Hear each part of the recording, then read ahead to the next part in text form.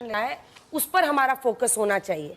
ऐसे में अगर विपक्ष के कुछ नेता इस तरह की बयानबाजियां करते हैं, फिर यू टर्न लेते हैं, फिर माफी मांगते हैं, फिर जाते हैं, तो उनको नजरअंदाज किया जा सकता है। ये मेरा सवाल था, अब जवाब दीजिए। अच्छा अंजना जी, जितना मैं पहले नहीं समझ पाया था, मैं अभी भी इस सवाल को पूछा जाना क्यों जरूरी है समझ नहीं पाया, लेकिन मैं आपको सहसम्मान अब उत्तर देता हूं।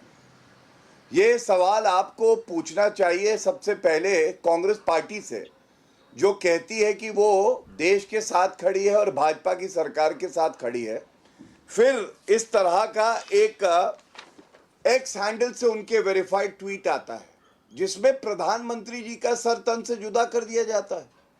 6 बजे आज तक के प्रोग्राम में सोशल मीडिया हेड आके उसको सही ठहराती हैं और 9:30 बजे वो गायब कर दिया जाता है।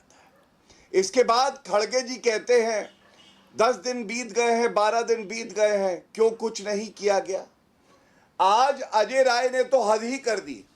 आज अजय राय जिस राफेल का खौफ पाकिस्तान में हर व्यक्ति को है, उसको एक खिलौना बनाकर उस पे नींबू और मिर्ची लगाकर और मजाक उड़ाने लगे। क्या ये सेना का मनोबल तोड़ने का काम नहीं कर रहा?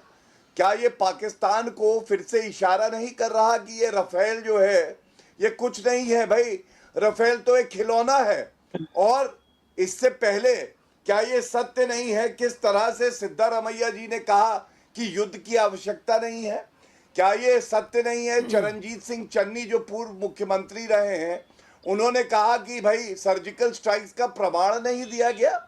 मैं ये पूछना चाहता हूं कांग्रेस पार्टी को, राफेल से इतनी एलर्जी क्यों है? और क्यों है मैं आपको बताता हूं। देखिए, 10 साल ये लोग सत्ता में रहे, कमीशन खोरी करने के चक्कर में एक राफेल यहां नहीं आए। 42 स्क्वाड्रन होने चाहिए, 33 पे आ गए थे भारतीय वायुसेना के। नरेंद्र मोदी जी ने यह सुनिश्चित किया कि राफेल आ जाए। और इनको शायद ये भी जानकारी नहीं होगी, ये जो राफेल हैं ये 4.5 जनरेशन 4.5 जनरेशन के प्लेन हैं। जो F-16 पाकिस्तान जिसकी वजह से कूदता है वो 4 जनरेशन प्लेन है।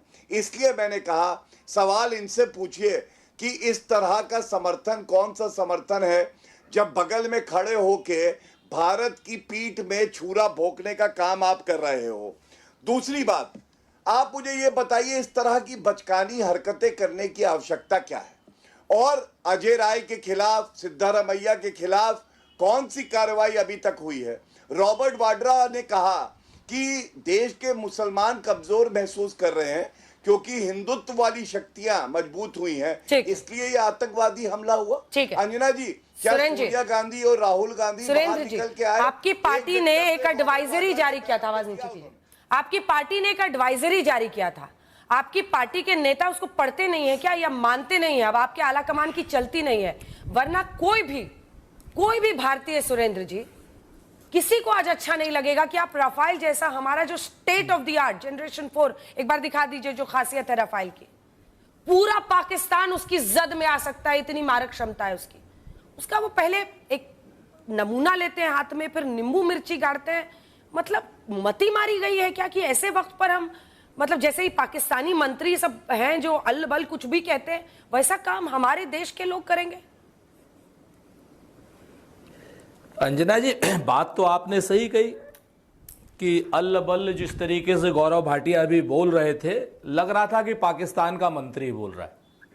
ये तो बात अपने आप में सच है। और हमने तो आपसे पहले भी कहा कि हमारा जो CWC का बयान है वो आधिकारिक बयान है। एक बात, बहुत ज़्यादा मैं समय नहीं लेने वाला अपनी बात को सफाई देने में। राफेल को खिलौना किसने कहा? राफेल को खिलौना भारतीय जनता पार्टी वाले कह रहे हैं। शर्म नहीं आती इन लोगों को राफेल को खिलौना कहते हुए? शर्म नहीं आती इन लोगों को कि इस वक्त देश युद्ध काल में है? और आपने सही प्रश्न पूछा कि आज की डेट में अगर कांग्रेस के आधिकारिक बयान पूरे देश के साथ में, भारत सरकार के साथ में है, तो कुछ नेताओं के बयानों को लेकर के भारतीय जनता पार्टी अपनी असक्षमता क्यों छुपा रही है, अपनी देरी क्यों छुपा रही है? क्या भारतीय जनता पार्टी से इस बात को पूछना गुनाह है कि भाई हमारे 28 लोग जो मरे हैं जिसमें 2 विदेशी सैलानी भी थे, इन सारे लोगों की मौत के लिए क्या हम जल्दबाजी नहीं करेंगे? जनता पूछेगी नहीं आपसे सवाल कि कब कर रहे हैं?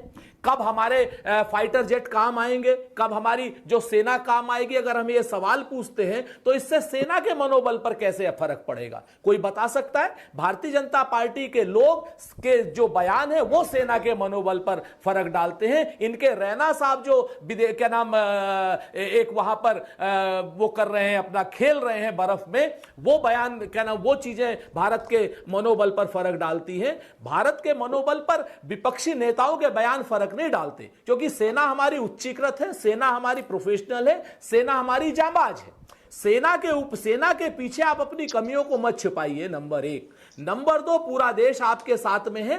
देश आतंक के खिलाफ, आतंकियों के खिलाफ और आतंकी मंसूबों के खिलाफ निर्णायक जंग चाहता है। और अगर देशवासी कोई बयान दे रहा है, चाहे वो कांग्रेस पार्टी का हो, चाहे शिवसेना का हो और चाहे भाजपा का भी हो, तो उन बयानों को लेकर के आप सेना के पीछे अपनी कमजोरी मत छिपाइए। आज की डेट में साथ आइए, साथ सुनिए ना सुरेन जी, लड़िए। मैं तो आपसे पूछती हूँ सर, आपसे पूछती हूँ, आपके उत्तर प्रदेश अध्यक्ष वो है ना, मतलब कुछ तो अकाउंटेबिलिटी होगी ना। आप एक तरफ एडवाइजरी जारी करते हैं, कभी सिद्धारमैया बोलते हैं, कभी, और इस तरह का वीडियो बनाना तो एकदम साफ दिखाता है कि उनकी मंशा क्या थी। मैं तो सुरेन जी कहती हूँ